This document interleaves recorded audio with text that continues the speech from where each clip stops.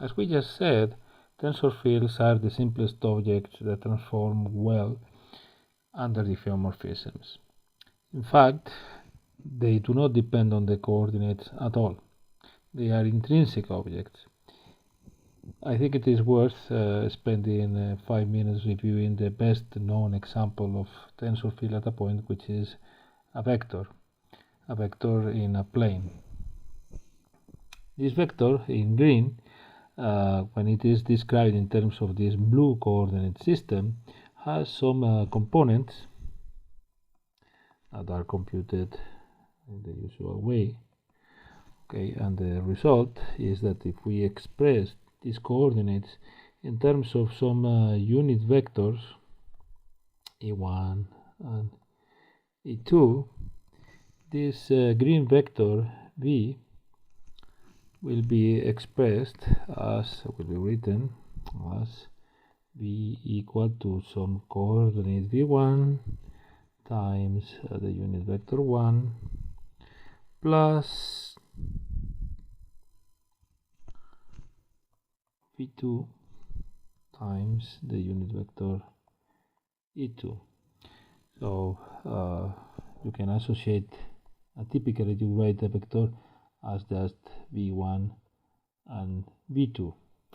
Now, if you express the same vector in this red system of coordinates that I'm going to draw, and in terms of two unit vectors, E1 and E2, here, well, we clearly have the same vector as components that now we denote by prime. Sorry, and I should have called this E1 prime and E2 prime. It's just that the colors are sometimes enough to distinguish them.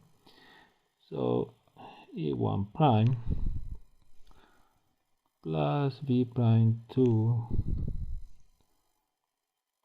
E2 prime. And now the same vector will be denoted by the components V1 prime and V2 prime. The point that I want to stress is that even if we describe this same vector at this same point in two different coordinate systems with different components, V is always the same. It is this green vector. Okay, it's always the same. If it is intrinsic, it doesn't depend on coordinates. However, we are forced to use coordinates in practice, and it is very important to know how these components are related in two different bases. And okay, we are going to spend a lot of time studying these transformations of the components, but we should not lose perspective that the vectors and the tensors in general are intrinsic objects. They do not depend on the coordinates. Okay, in fact, we will rely on that property when we find the transformation law of the components. Okay, because if we know the relation between these vectors of the bases, okay, it is very easy to find the relation between the components. So now let us consider the simplest kind of tensor fields. First, a word of warning: we have already studied most of this, so I will try to be quick and just emphasize the new things that we have not described in detail or not even mentioned in the first lecture. Contravariant vectors are the simplest tensors, and as we saw, we can associate them to differential operators that act on functions. So suppose that we are in a coordinate patch with coordinates x mu,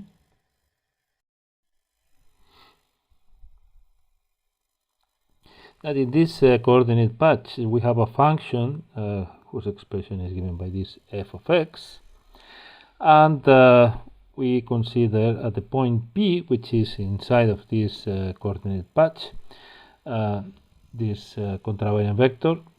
This contravariant vector is defined through its action on the function at the point P.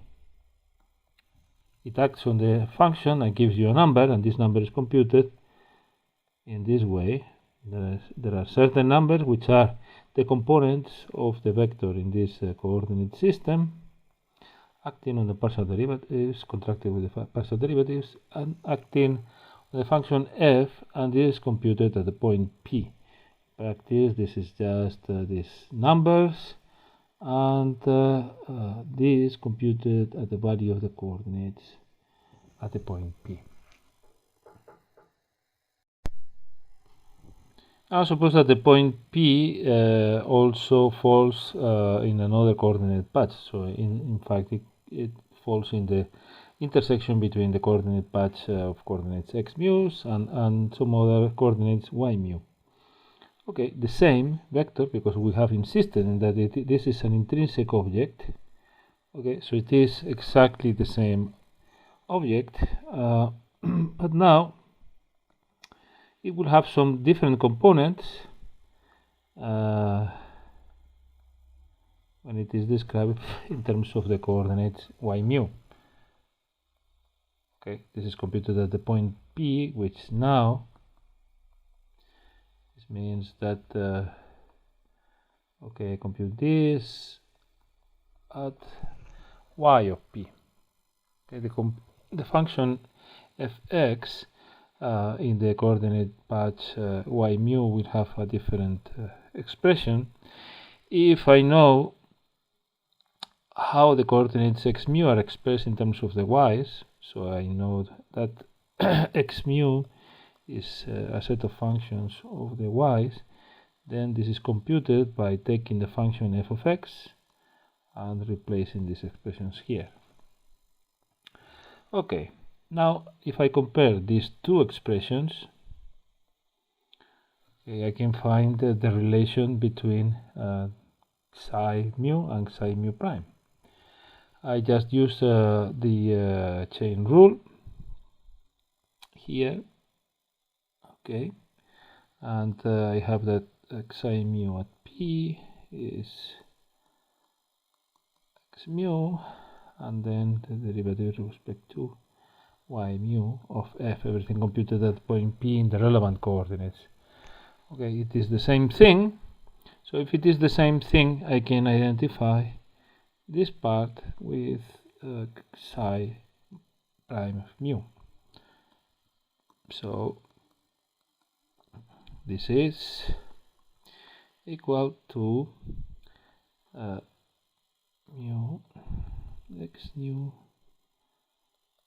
I have changed the mu by nu because here the thing that is contracted was mu and here it is nu. Okay, it is exactly the same thing. Of course, I have to evaluate these partial derivatives at the point P. This is the Jacobian matrix evaluated at the point P of psi nu. And this is by definition the contravariant transformation rule.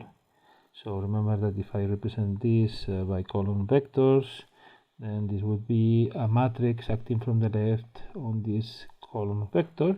And I suppress the indices, then I can write this in this way. Well, this is a vector, a matrix, and a vector.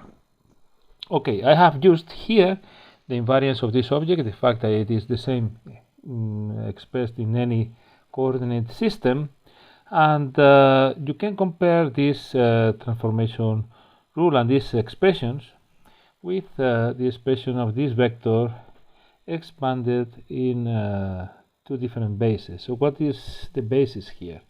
Okay, here we have the component psi mu contracted with these partial derivatives. And okay, we can visualize this in this way. So this is the vector, these are the components, and these are the elements of the basis. Okay, this evaluated at P. This means that, in other words, this set of partial derivatives should be seen as a basis of vectors. After all, we are just writing a vector as a linear combination of them. each of these vectors, each of these elements of the basis is indeed a vector, because it is a differential operator. Okay, I am always forgetting to say that this is supposed to be evaluated at the point P, but this is an operator that acts on a function to give you a number when you evaluate it at the point P. So each of them is really a vector. If you use the basis, then partial with respect to x1 is just 1, 0, 0, 0, and so on. Okay. And all we are doing here, this transformation law for the components follows also from the relation between the bases, because now I express the same vector in terms of a second basis, which are these partial y mu's. Okay.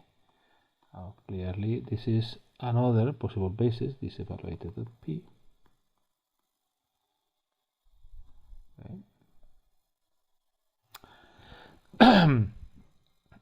Then using the chain rule, I can relate the vectors of the prime basis. Okay, this would be the analogous of the EI's. So okay, sorry, this would be E1 and this would be En. Okay, and this would be E1 prime and En prime. So I take this would be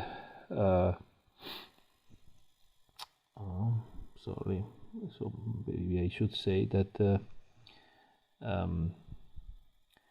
E1 is some E1 mu partial x mu. Okay, and that in fact E1 mu is delta mu 1.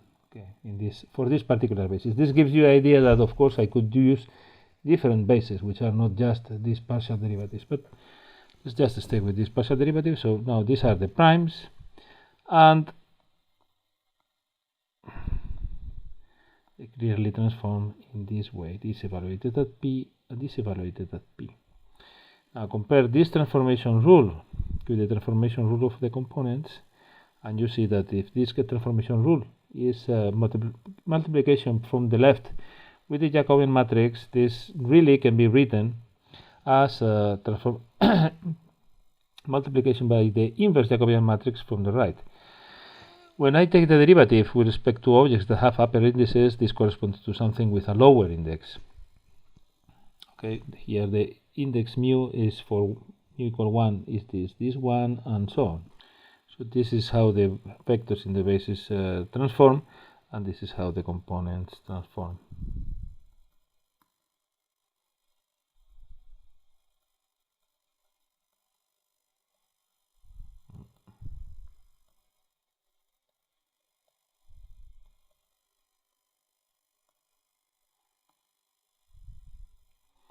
And you see that this transforms with the Jacobian, the inverse Jacobian matrix, and the result is that psi prime mu P evaluated at P is the same as psi mu at P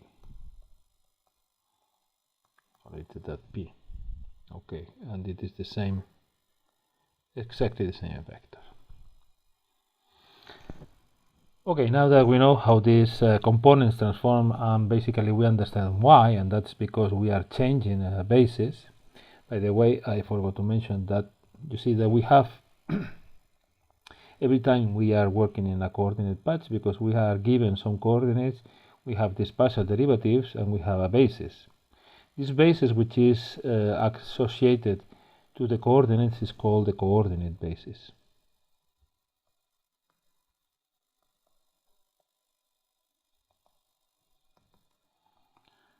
And these components psi mu that we always write are just the components in the coordinate basis. We can work in more general basis, but we will not do it in this course. You will have to wait for the advanced course to use more general basis, in which the components here are not just constants. Okay, so the next thing is to define the vector fields. And these are assignments of a vector to each point in the space-time. This is done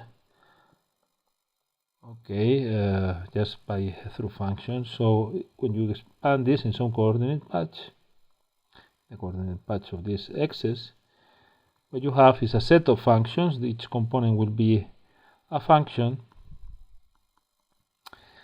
which is supposed to be smooth, differentiable, and so on. And now you don't take these derivatives at the point p, but at the point corresponding to the x here.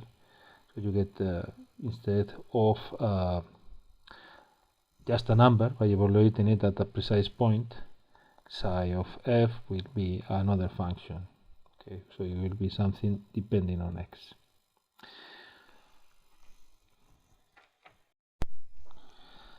As we have also said, the simplest example of a vector at a point is the tangent vector, the vector tangent to a curve at a given point. So you have a curve given by some expression x mu of lambda.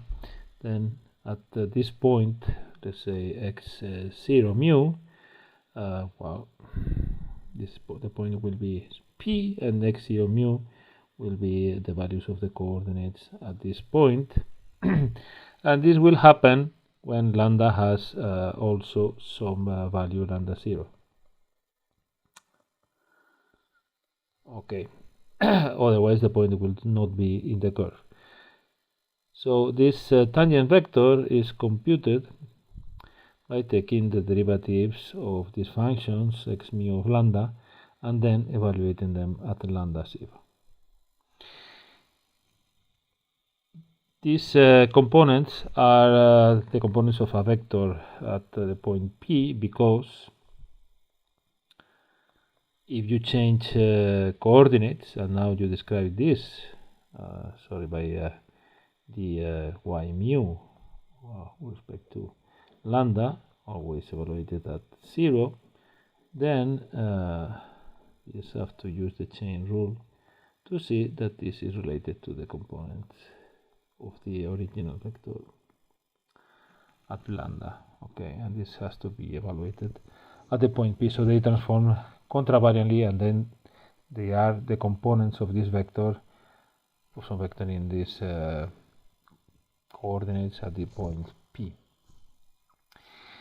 Last thing to say is that if you consider all the vectors at a given point, they are isomorphic to the set of all the possible components, sets of components, xi mu p, and this is, if in n dimensions, this is Rn. It is a vector space because you can add, combine linearly these operators and so on. So it is a vector space, an n-dimensional vector space, which is defined at each point P. This vector space is the tangent space at P, and is sometimes written this way if this is the geometrical space we are working on, or the differentiable manifold that we are working on. If you think of all the possible vector fields which are defined at all points, you may think that okay, they span some other vector space, but this is not true. The best that you can have is a set of tangent spaces at each point. They are different, and then you have to search for a new structure that contains all of them and relates them to the point of the space M at which they are defined. But we will not get into that. The next fundamental type of tensor is the one form. We are going to save the step of defining them at a point and then as fields. So let's talk from the beginning of one form fields. One form fields are defined by their action on vector fields. Suppose that we are in a coordinate patch with coordinates x mu. So we have a vector field that in this coordinate patch has this expression in the coordinate basis. Okay, this x this psi mu will be functions of x. Then one form field omega x is defined by its action on the vector field psi. In this particular coordinate patch, it will have some coordinates, some components, omega mu, which will be functions of x, and the result of the action of omega on psi will be this contraction. It is a function. Okay, forms are applications that act on vectors to give you numbers. So this happens at each point, and this is why you get a function. Vectors are intrinsic objects, as we said. One forms should be 2, and then the action of omega on psi should be something also coordinate independent. So suppose that now I work in the coordinate patch of the coordinates y mu, and then in this coordinate patch I will have some prime coordinates components, and also the vector field will have some prime coordinates. Okay. They are given by psi mu of y. Okay. We put a prime on these components when in the coordinate patch y mu. Then, since these two things are should be the same, and I know what is the expression of these prime components in terms of the unprime ones, we get we can write this, and these two things have to be equal, and then I can identify this with omega mu. Okay, so I can write that omega mu is equal to omega prime mu, or since we usually express primed components in terms of the unprimed ones, I multiply by the inverse Jacobian matrix, and then I get prime equal to x nu. Okay, or if you want, omega nu j minus 1 nu mu, and which by definition is the covariant transformation law.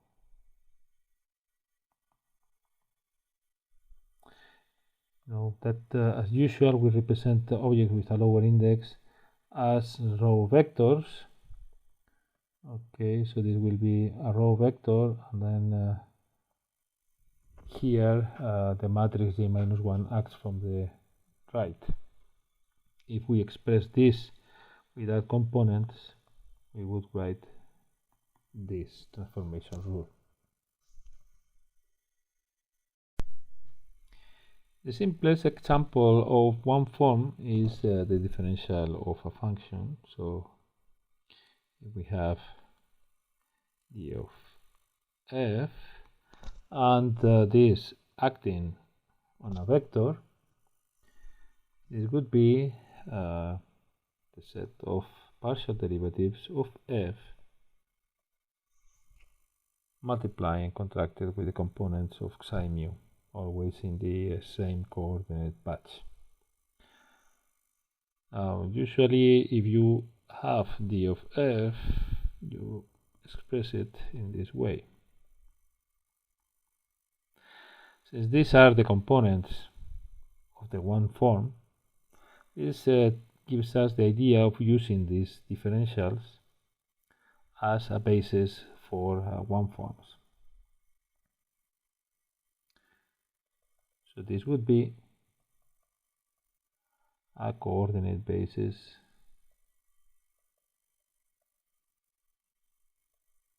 for one forms. Okay, we express all one forms, sorry, in some coordinate patch in this way. Then if we are in a different coordinate patch with coordinates y, then we would have these different bases. Okay, and we know that we can express them in this way. So this will be y of nu. And if we use the chain rule here, okay, comparing, we see that this is omega prime nu. So it gives you the right transformation properties.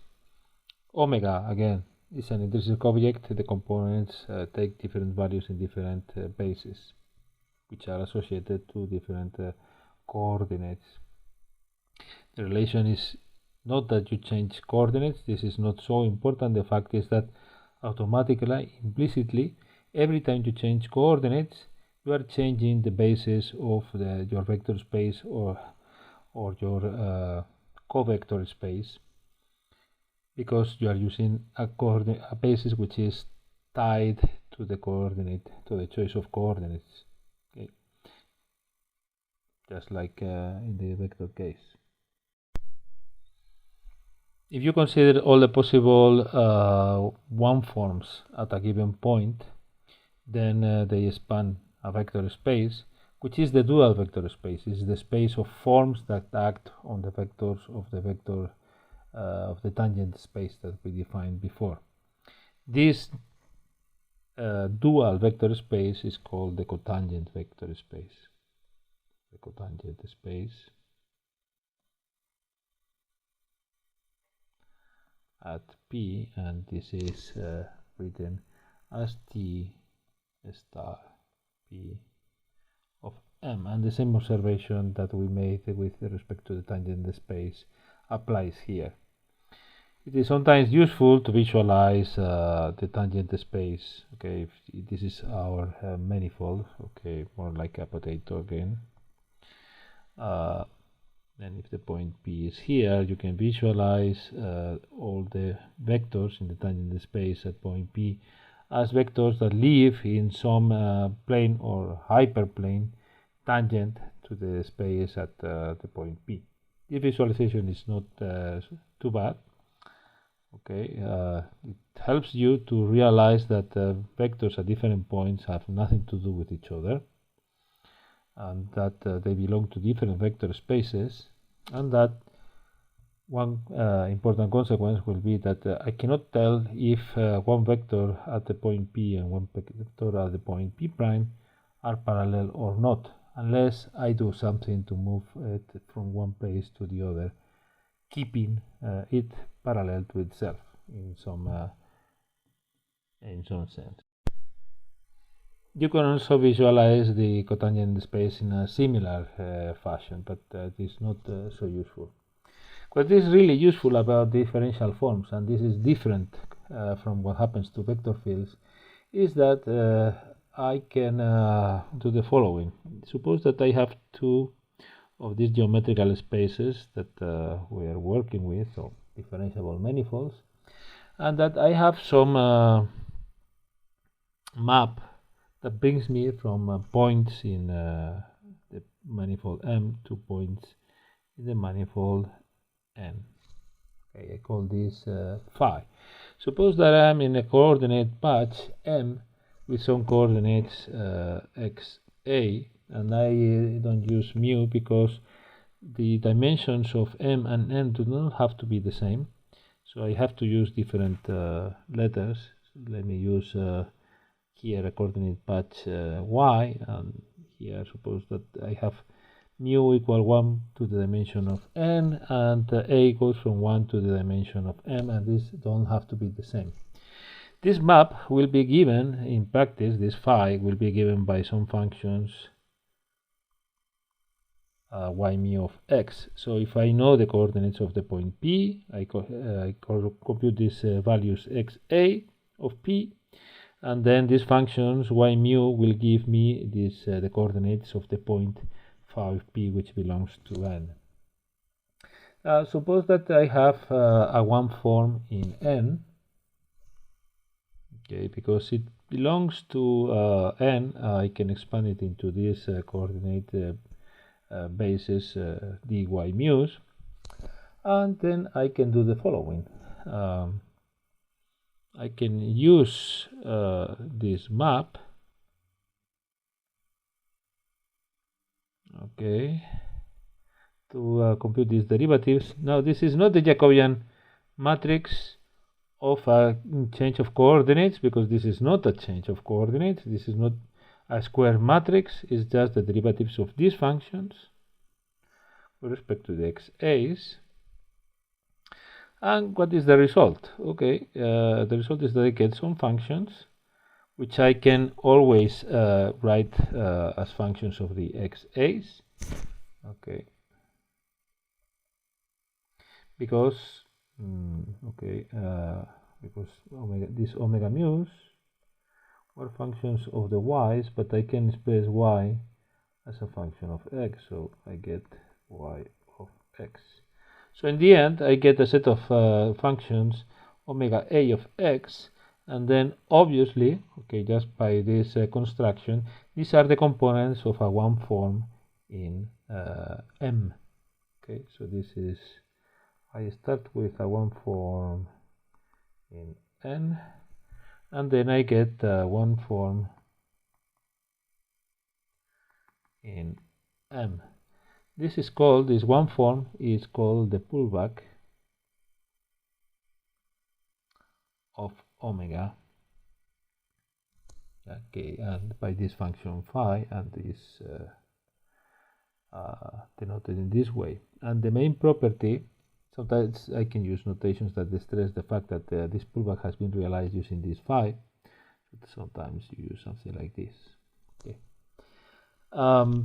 The main point is that this can be done at each point, but if you do this at every point, what you get is a one form field and one form field. So it transforms one form fields in N into one form fields in M, and it is important that they are well-defined fields, so their components are smooth functions in these coordinates. If you try to do the same with vector fields, which it looks like you can do, but in the other direction, and it is called a push forward, the result is that if you start with a vector field, what you get in the other space is not always a vector field. This is what is interesting about the pullback, that it always gives you a well-defined field. There are many examples of these pullbacks that even you have been using already. So, for instance, if you have one form, which is the electromagnetic field in space-time, when you couple a massive particle with the charge q to this vector field, what you do is to use the pullback of this one form into the world line. So you have an application from R into your space-time. The variable here in this R is lambda, and you get some x mu's of lambda here. Okay, and what you do, the one form that you get here, now you start with a mu, or with a, and you get star a, whose components are given by these derivatives. I write them as a total derivative because there is only one variable, but it is the same as partial derivatives. Okay, and this is the single component of the one form that I write in the action of the one particle. There are many other examples. Of course, I can extend this to other forms or other covariant vectors, covariant tensors, sorry. So clearly when I write, this is a mu x dot mu. When I write g mu nu x dot mu in the action of the particle, this is just the pullback of this covariant tensor into the wall line. Okay, because this space here that is isomorphic to R, because in principle this lambda takes values in all R is the wall line. Although we are not going to see more about differential forms and so on. Differential forms are the things that can be integrated in geometrical spaces in differentiable manifolds. Very often you have to integrate over subspaces. So if you are in 4 dimensions and you want to integrate a 3 form over a 3-dimensional space, what you do is to take the pullback of this form, which is defined over the full space-time over this 3-dimensional subspace and so on. And these are the things that you can do. So pullbacks are an essential thing. You do them usually.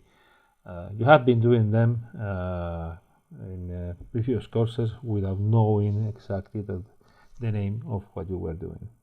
Finally, we can define general tensor fields. Fields of rank R, S. This means R times contravariant, S times covariant. And they can be characterized by their components in some coordinate patch. So these components have R contravariant indices and S covariant indices. Now I am writing all the contravariant indices at the beginning and all the covariant indices at the end, but of course there are other combinations, and you have to be aware that interchanging indices in general gives you a different tensor. For instance, this tensor,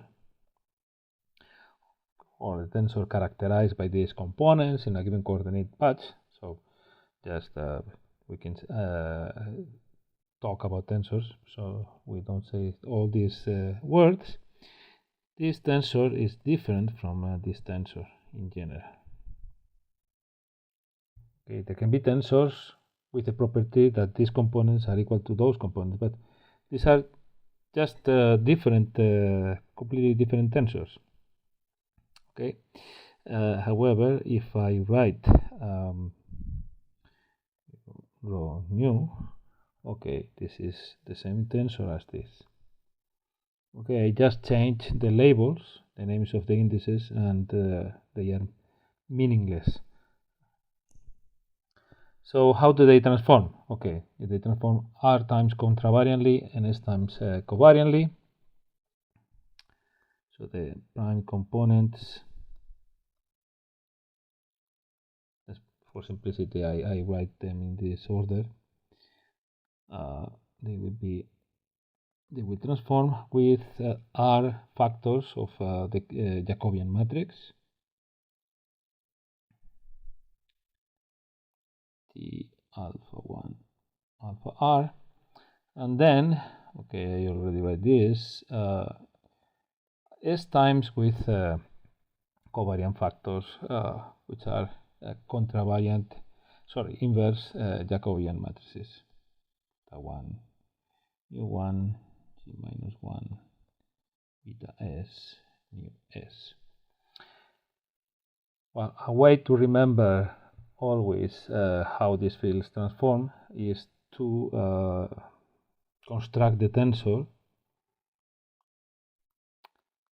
using the basis as we have explained. These differentials really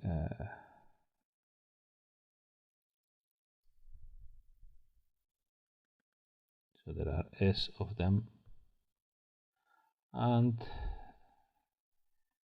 these partial derivatives, sorry, this should be mu 1 to mu S. This is not meant to act on anything. In principle, it's just a way to remember that using the standard chain rule, you will get precisely all these factors here in the right way. Okay, so finally, I have to mention a very important property of tensors, but this is important because it only applies to tensors. And remember that we already know one object which will play an important geometrical role, which is the connection, and which is not a tensor. So for tensors, this is true that if all the components, and this is important, if all the components of a tensor at a given point P in some coordinate patch vanish. Okay, this is a sentence that in principle refers to components computed in some coordinate patch at a given point. Now, the important thing is that they will vanish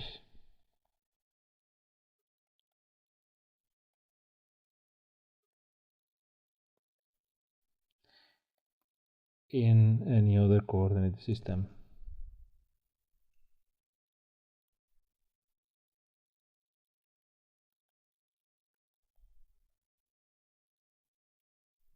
Of course, at that point P.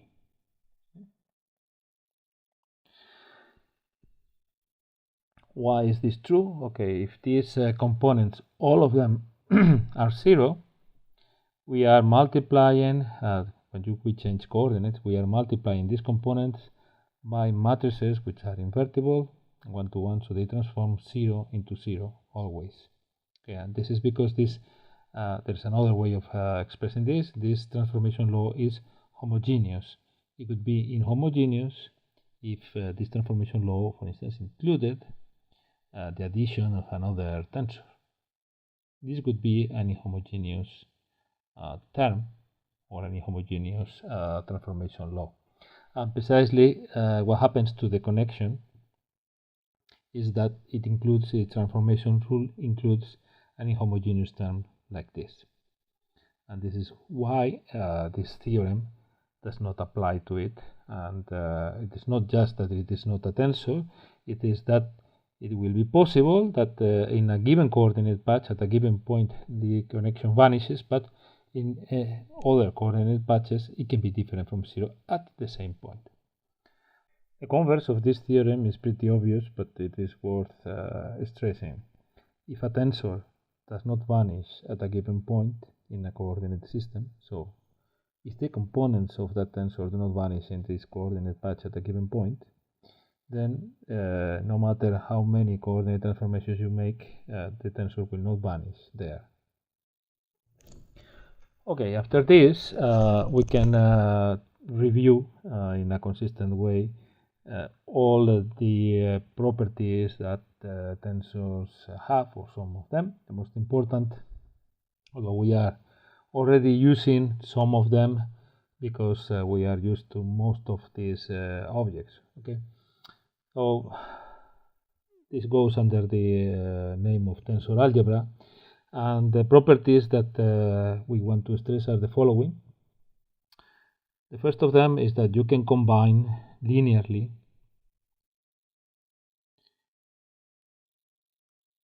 tensors of the same rank.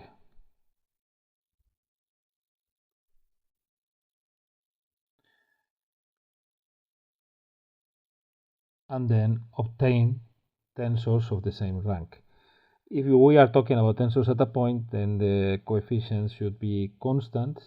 But if we are talking about tensor fields, you can multiply by functions.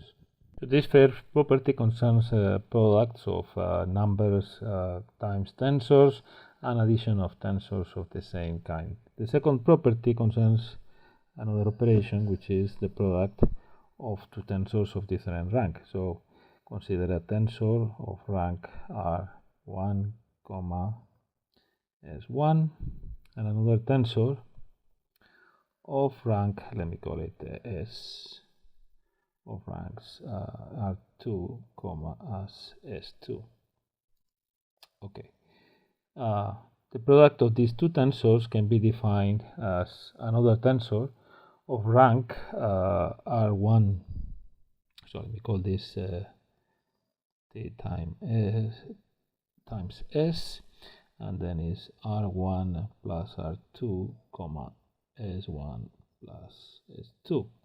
The components of the tensor T times S is are the products of the components of the tensor T and the tensor S. So if this one has components T mu1, mu R1, mu1, mu S, and S has components S alpha 1, alpha R2, beta 1, beta S2, then T times S, the components of this tensor, T times S, let me write it like this, we have R1 plus R2 contravariant indices, and S1 plus S2 contravariant indices.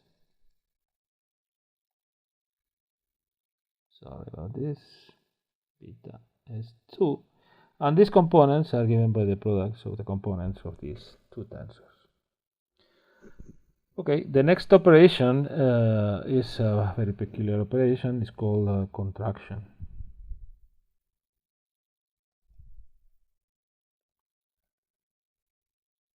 of indices. So I start with tensor T, which is of rank R, S. Okay, and this operation gives me a tensor of ranks R minus 1, S minus 1. And this tensor, that I don't know what to call, maybe T tilde or whatever, is obtained from this one by summing over one contravariant and one covariant index. So if this one has components, as usual, mu1, mu r, mu1, mu s, okay, I take this operation, identifies two of these indices.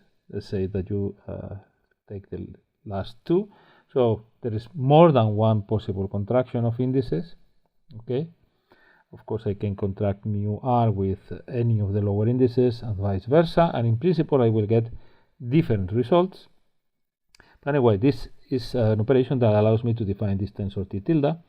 And for this particular contraction, I would get a tensor, okay, with indices mu1, mu r minus 1, mu1, mu s minus 1. And these components are equal to the components mu1, mu r minus 1, and let me call the last one, the one we are summing over, alpha, and here we would have s minus 1 and alpha.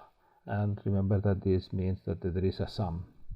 Now, this is an operation that from one tensor gives you another tensor. Why is it a tensor? Okay, because these components transform as the components of a tensor. Every time we have contravariant and covariant indices contracted, we get something which is just invariant, because in the transformation we will get a Jacobian factor multiplying this, acting on this index, and inverse Jacobian matrix acting on this index. This means that the Jacobian matrix and its inverse will be contracted with over one index, and this is the product of the Jacobian and the inverse Jacobian, which gives the identity. So this object will transform exactly as a rank R minus 1, S minus 1 tensor. Okay, the next operation that we can do, I think I already introduced, but let me do it again. If you want more systematically, is symmetrization.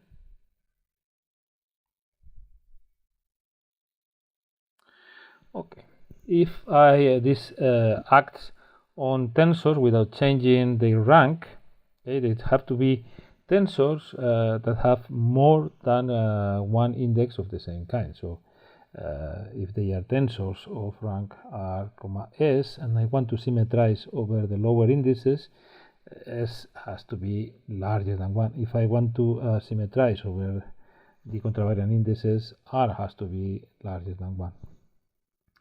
And okay, for 0,2 tensor, so it's a 2 times covariant tensor, 2 lower indices.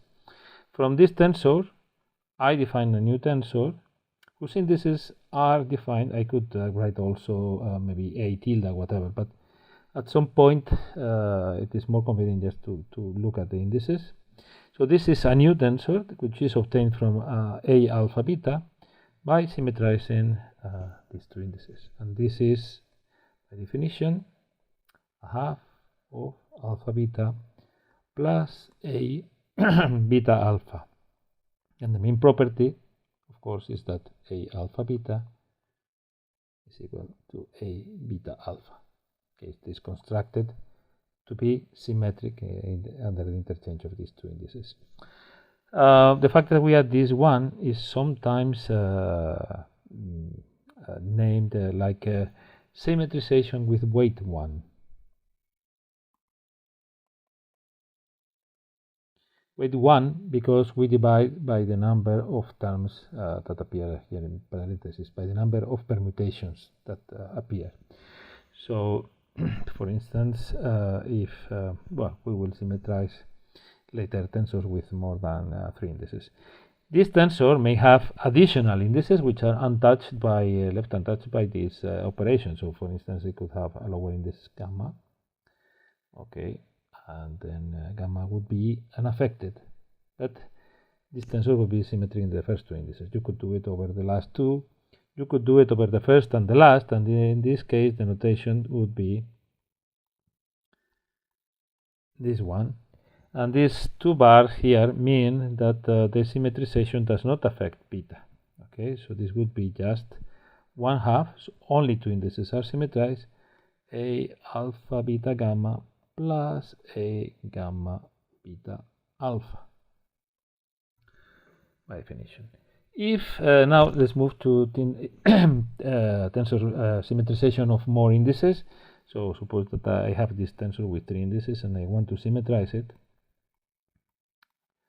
Okay, this tensor will be a sum over all the possible permutations of these 3 indices, and these are 3 factorial.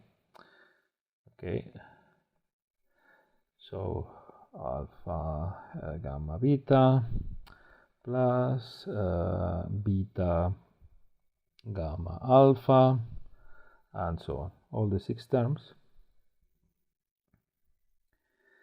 And divided by the number of permutations. And in general, if you want a general expression for this operation, you symmetrize P indices.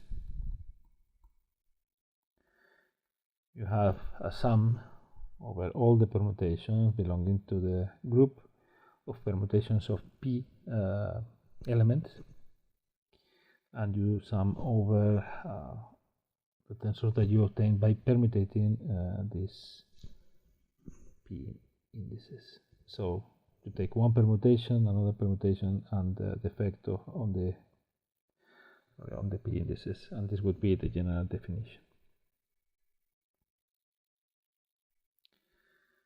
Okay.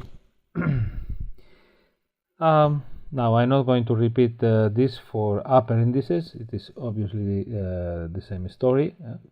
And the only observation is that it doesn't make really sense to do it with mixed indices. So it doesn't make sense to symmetrize an upper and a lower index because the tensors are not the same. So for the moment, okay, this tensor and another tensor have nothing to do with each other. So this would be 2 different tensors. Then it's not that I symmetrize one tensor, but I would be mixing 2 different tensors in some way. Okay, of course I may be able to do that, but okay, this is not what the symmetrization operation is all about. The next thing that we can do is anti-symmetrization.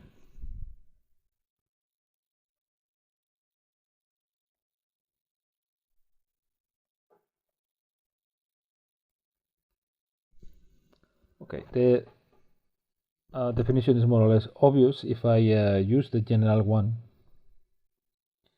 I would have to add just a -1 to the index of the permutation, index of the permutation P, and this would be anti-symmetrization. Okay.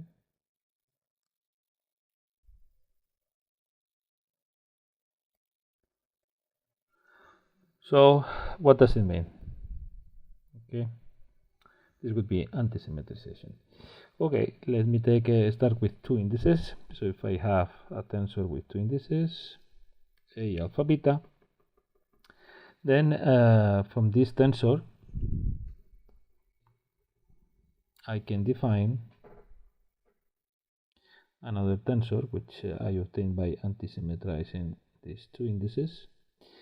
This means that I sum over all the permutations. These are just two indices. There are only two permutations, the neutral element and beta alpha. Okay.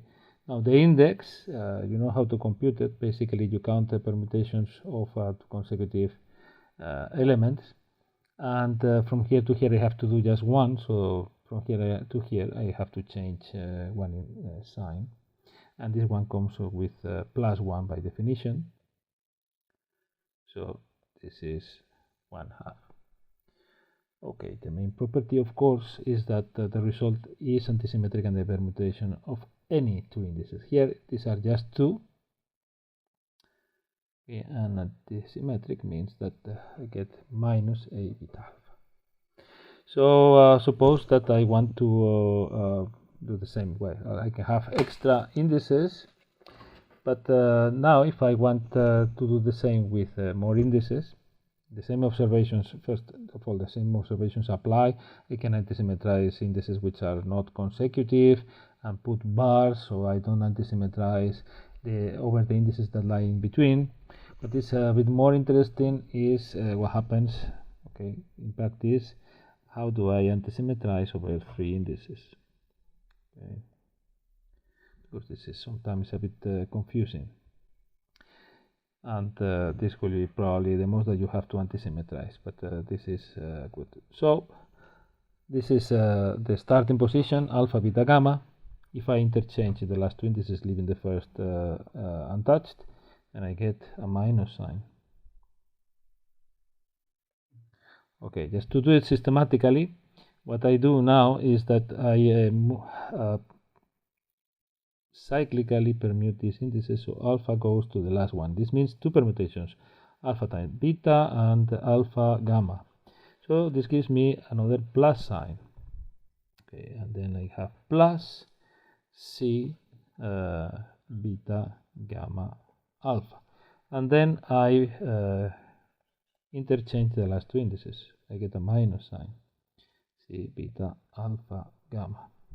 Then I do the same again. This beta goes to the last point and get another plus, because it is the same kind of permutation. Okay, the first goes to the last position. This means two interchanges of consecutive indices, so I get a plus, and this would be C gamma alpha beta, and then I interchange the last two, C gamma beta alpha, and these are, you can check all the possible permutations. These are the 6 that you know that should appear, and this gets a 1/3 factorial factor in front. Of course, you can also symmetrize or antisymmetrize indices of products of tensors. For instance, if you have two vectors, these are two one-forms, let's say two covariant vectors. Okay, this is the same. This is in fact, these are in fact the components of the product tensor BW, and it is a tensor with two indices. And the only thing that you do is to just interchange the indices. So this is V alpha W beta minus V beta W alpha. Sorry.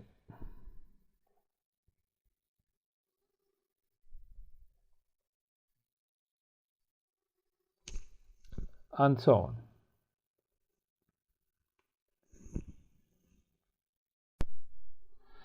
A trivial observation that we have made before is that when I have something which is antisymmetric in its indices, like this tensor A alpha beta or this one, only the components which are not repeated, which for instance 1, 2, 3 or whatever, but not 1, 1, 2, in that case when indices is repeated, are non-vanishing. Then if you are in d dimensions, and you want to antisymmetrize something, the most that you can antisymmetrize are the indices. Because if you try to antisymmetrize, sorry, this should be alpha d.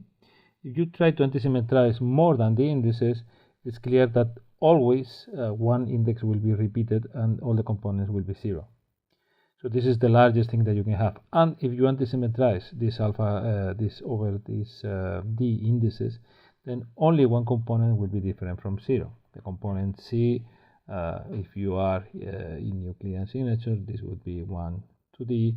In Laurentian signature, we start with time, so this would be 1 to the minus 1 in this dimension. Okay, the main example would be this epsilon symbol, the Levi-Civita symbol, but remember that it is not a tensor. Okay, but it has this property that only one component is different from 0 and the rest are permutations of the indices. Okay, one independent component. Okay, tensors of rank 0, s, which are completely antisymmetric in its s indices, are called differential forms. Differential forms of rank s. And they play a very important role because they are the objects that can be integrated over s dimensions. If you have okay, this s at most can be equal to d. So s has to be always smaller or equal to d, because if it is larger, then all the components are antisymmetric, then this argument applies and all of them are 0. So the most that you can have is a d form in d dimensions. If you want to integrate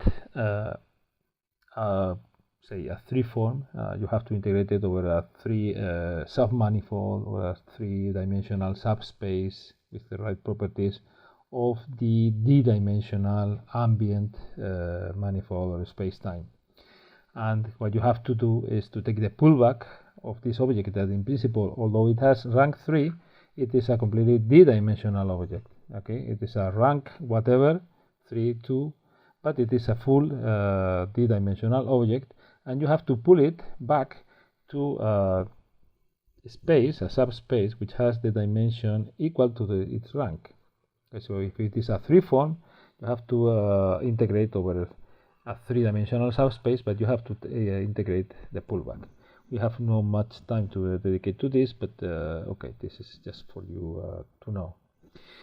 And the last word of warning, when you symmetrize and antisymmetrize, sometimes these operations act on the same indices, or are you first antisymmetrize and then you symmetrize and you include some of the indices that are antisymmetrized. You have to be careful about this, because sometimes it is not obvious what is going to happen, and you have to do these operations in a given order. One case which would be trivial would be the case in which you define, for instance, this tensor alpha A beta is symmetric because you have obtained these components by symmetrizing another tensor. So A alpha beta is equal to A beta alpha. If you symmetrize and then antisymmetrize, now I construct a tensor which is obtained by antisymmetrizing these indices. This is obviously 0, as you can imagine, because this is by definition a half of A alpha beta minus A beta alpha, and minus, and A beta alpha is equal to A alpha beta because it is symmetric, so these two terms cancel. Okay, and if I if I symmetrize two indices of a form, of a differential form, I get 0 and so on. This is more or less trivial. Okay, concerning symmetrization and anti-symmetrization, a very important property that we have already used is the following. If I contract a tensor with another tensor over indices which are symmetric, suppose there could be other indices here that do not play any role. The important thing is that I am contracting these two with a pair of indices which is symmetric. Is symmetric because I have symmetrized it or because they were symmetric from the beginning. If they were symmetric, when I symmetrize them, I am doing nothing. It is exactly the same from the beginning. Okay, when I do this, then only the symmetric part survives.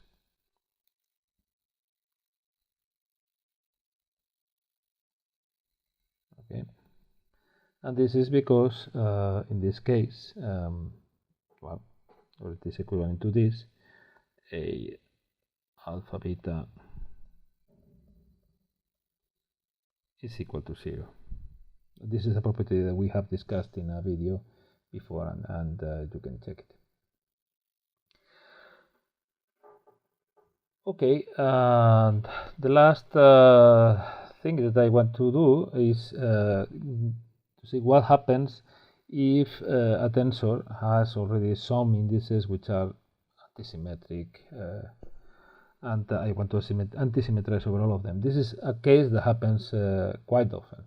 Okay, so suppose that I have a tensor with 3 indices, and that this tensor is antisymmetric in the last 2 indices.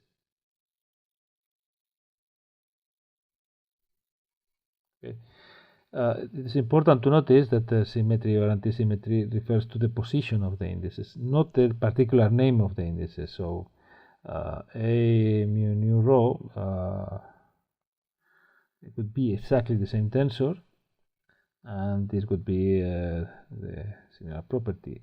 Or if I say that I want to call this, because I like this, the antisymmetry property would refer to the last 2.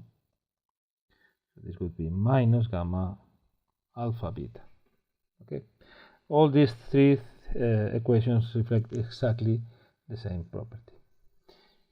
Then you can check that if you want to anti-symmetrize now over all of them, now there is no incompatibility because it's anti-symmetrization that includes antisymmetric indices. If this tensor was symmetric in the last 2, by doing this I would get automatically 0, but it is antisymmetric. So you can check that instead of summing over the 6 permutations, okay, with the index of the permutation, you just need to consider 3. Okay, alpha, beta, gamma, and these would be the cyclic ones.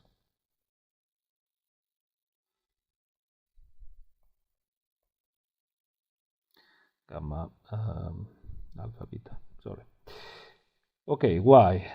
Because suppose that I start with 1 over 3 times 2, and I have done exactly the same as before. Now then I have to add the terms that I get by permuting the last 2 indices. It would be alpha gamma beta minus a beta alpha gamma minus a gamma beta alpha. This could be the general expression, okay, by definition. But now, since this tensor is antisymmetric in the last 2, this is equal to minus a alpha beta gamma. So I get a factor of 2, and then I get rid of this term. The same happens here. I obtain this term by permuting these 2 indices. So this and adding a minus sign. So I permute again, I get another minus sign, I get a factor of 2 here, and the same here. Okay, this is why I did it in this order. Then the fact is that these factors of 2 cancel, and I get a sum over just 3 terms, which are the periodic, the cyclic permutations. A beta gamma alpha plus a gamma alpha beta.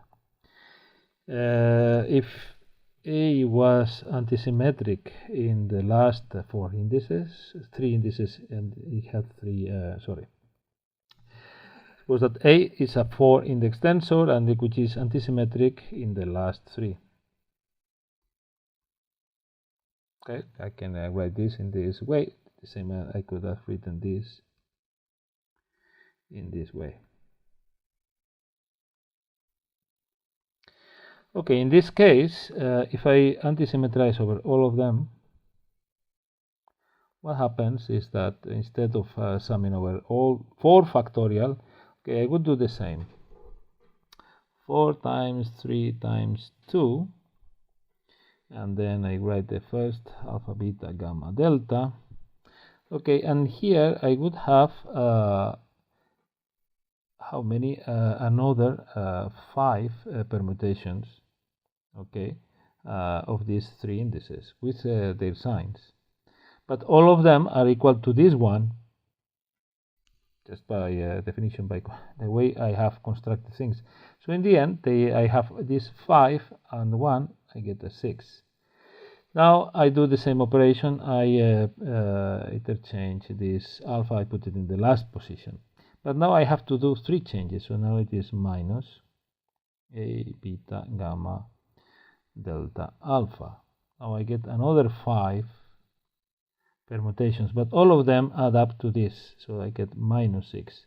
So it is plus 6 A gamma d delta alpha beta minus 6 A delta alpha beta gamma. Okay, I forget about these terms because they are included in these factors of 6, and then I get rid of the factors of 6 here. So now it is again a sum over cyclic permutations, but be careful because the cyclic permutations do not always give you a plus like here. They can give you also minus signs. Okay, now the very last thing, and if you want this a trick or a technique, is that you could, if you want to antisymmetrize and over several indices, you can do this in several stages. Okay. Basically, it's an application of this property. So if you want to antisymmetrize over 3 indices, okay, and then I am not assuming any particular symmetry property of the indices A, alpha, beta, gamma before antisymmetrization, then it's clear by this property that this is like this. Okay, if I come here, what I'm doing is writing these 2 terms with a symmetrizer, okay, with an antisymmetrizer, sorry. Then plus cyclic permutations, but I only antisymmetrize with respect to the last 2. So this would be gamma, alpha, beta. Okay, of course I have done it with respect to the last 2 indices, but I can do it with respect to the first 2 indices. It would be 1 over 3 A alpha beta gamma plus A beta gamma alpha plus A gamma alpha beta. And there are other ways of doing this, and some of them can be more convenient than others depending on the situation. Okay, another possibility is, and this is okay, so you could have alpha beta gamma plus A, and this, now I am always antisymmetrizing with respect to the same 2 indices. Plus A beta gamma alpha. Okay, and you can check that if you expand all these antisymmetrizers, you get exactly the same. Depending on the situation, you will want one expansion or the other. These things are quite flexible, but you have to know what you are doing. Otherwise, you will make mistakes that cannot be fixed in any way or in any painless way. As you know, the word geometry now has a wider meaning, but in its origin it refers to measurement of the Earth. So in this context, a measure, which is what we need to do geometry, at least in this classical sense, is provided by a metric field. And one way to think about this metric field is as an additional structure that you put or you define on your differentiable manifold. So you have this geometric space that we are calling differentiable manifold.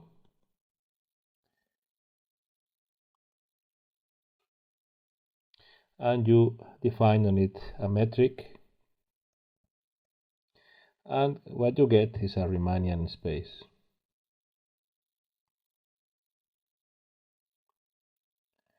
Okay, this depends a bit on the kind of metric that you define on it.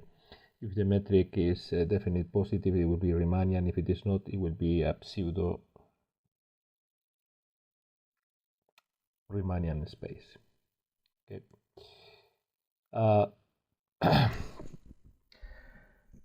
Of course, this metric will have to satisfy certain technical conditions. The important thing is that this Riemannian space, which is the subject of what is called Riemannian geometry, is the mathematical structure that sets the background for general relativity. So space-time in general relativity will be a Riemannian space, in fact a pseudo-Riemannian space. So let's remember the definition of metric. A metric is a symmetric rank 2 tensor, covariant rank 2 tensor, so it is a 0,2 tensor, which is symmetric. And okay, this property of symmetry is better characterized, or it is simpler to define if we talk about the components. So in a given coordinate patch, it will have this expression. These are the components, and remember that we can write these differentials just to remind us of how these components transform under general coordinate transformations. And this symmetry property means that G mu nu is nothing but it's the same as G nu mu, so it is also equal to the symmetrization of the two indices, so the tensors that you obtain by symmetrizing these two indices. There is another way to define it, to define symmetry that does not make reference to the indices, but this is clearly the simplest thing. Important thing is that this new structure, the metric, here we will consider metric fields, okay, not just the metric at a point, so we have defined a metric at every point in this space, defines for you a scalar product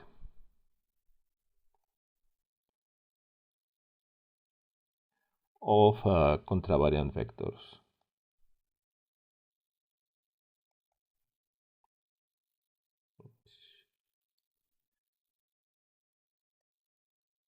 So if I have two vectors whose components in this coordinate patch, of course in the same coordinate patch as in which we are defining the components of the metric, I have these components, then I define the product in this way using the components.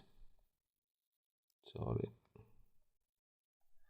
Okay, there is another way to write this, which is as a bilinear form, because this scalar product is bilinear in psi and eta. Okay, and because it is symmetric, of course this is equal to this product, and this is equal to G mu nu eta mu psi nu, and this is equal to G eta psi. Another thing that you get with a metric is a norm, the norm of a vector. Okay, so you have the vector psi, its norm squared is just defined as the scalar product of the vector with itself. This metric will be positive definite if this is equal if this is positive for any psi which is different from 0. Okay, and in this case the metric will be a Riemannian metric.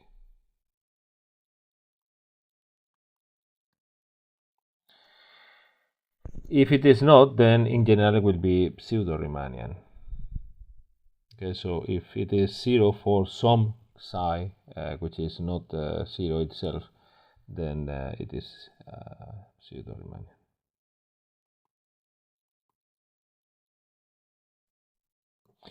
A condition that we will demand is that this metric is non-degenerate. Okay, so this maybe we should have asked this condition before. So it's non-degenerate.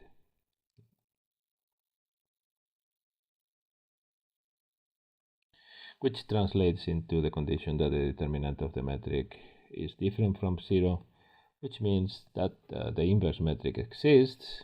And remember that the components of the inverse metric transform covariantly. And so it exists, and the components, we just denote them as G mu nu. Okay,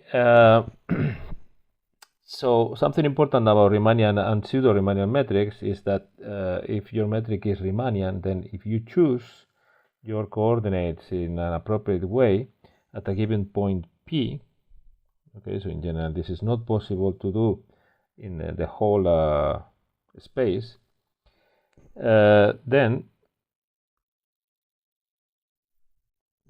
you can set the components in this particular coordinate patch. So you choose some coordinate patch that includes the point P, and if you choose this coordinate patch appropriately, what happens is that G mu nu at this point P will be given by delta mu nu. Another way of writing this delta mu nu would be this plus 1 plus 1. So this means a matrix which is a square matrix that in the whose diagonal is composed of plus 1s only, and the rest of the components are 0. If the metric is pseudo-Riemannian and it is non-degenerate, in general the best that you can do is to diagonalize the metric, normalize the components of the diagonal to plus 1 or minus 1. So if you order the coordinates appropriately, you can put the plus 1s before and the minus 1 in the later position. But this will be the general situation. And the number of plus 1s and minus 1s is the signature of the metric. One particular case of pseudo-Riemannian metric is a Laurentian metric.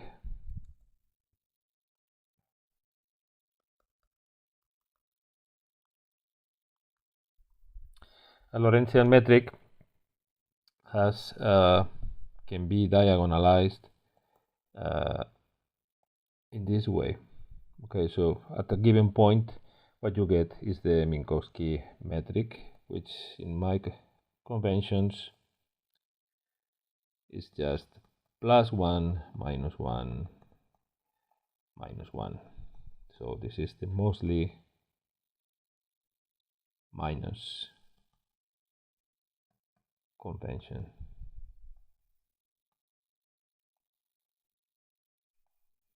Okay, so in the first case you talk about Riemannian geometry, pseudo-Riemannian geometry in general in the second case, and in particular Lorentzian geometry when you have a Laurentian metric.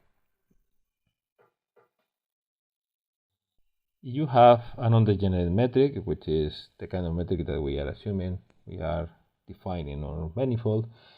You can establish an isomorphism between all the space of contravariant and the space of covariant vectors. So if you have the metric G, to every vector psi mu, you associate another a covariant vector, which is a 1 form, and that you denote with the same letter, whose components are defined in this way. So you find this and you associate this 1 form with the components defined by this rule. Okay, and because it is non-degenerate, this correspondence is one-to-one, and of course it can be inverted. So you start with a one form, again with these components given in the coordinate patch. You find an associated contravariant vector field that you denote with the same letter, and whose components are defined by contracting the metric with the components of the one form. Okay, and you know that this operation is called lowering the index, and this operation is called rising the index. Of course, we can do this not just for vectors or one forms, but for general tensors. We can raise or lower their indices individually using the metric, and we can do it with the metric itself. So what happens if I raise or lower the metric indices? So for instance, I want to I consider this. I can view this as raising this index, this first index. Okay, the order doesn't really matter because the metric is symmetric, or lowering this index. Okay, in any case, the object that I get with these rules I would call G mu alpha. On the other hand, you know that this is just multiplying G by this inverse, so this should give you the unit matrix whose components are delta mu alpha. So G mu alpha is just delta mu alpha. Because it is symmetric, I can reorder these components. So for instance, I could write this G alpha nu G nu mu, and it is exactly the same thing. Now I'm multiplying the inverse from the metric with the inverse from the right, and I also get the unit matrix. If I keep the order of the indices, this is G alpha mu, and my conclusion would be that this is delta alpha mu. Okay, this means that all these things are the same. So when I talk about G mu alpha with one index up and the other down, this is the same as delta. And the order, this particular matrix has the property that I can interchange these indices, which is not true in general, of course.